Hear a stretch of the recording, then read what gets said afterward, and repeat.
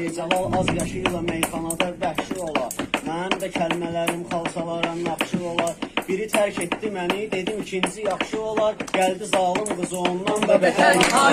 Gəldi zalım qızı ondan da betər. Elə meydan sıxılmamışam. Mən hansı meydanlarda olmuşam, sıxılmamışam. Bəli 10 nəfərlə vuruşmuşam, yıxılmamışam. Yığılıb bir dəfə 17 nəfər yıxılmamışam. Yıxılıb bir dəfə 17 nəfər yıxılmamışam.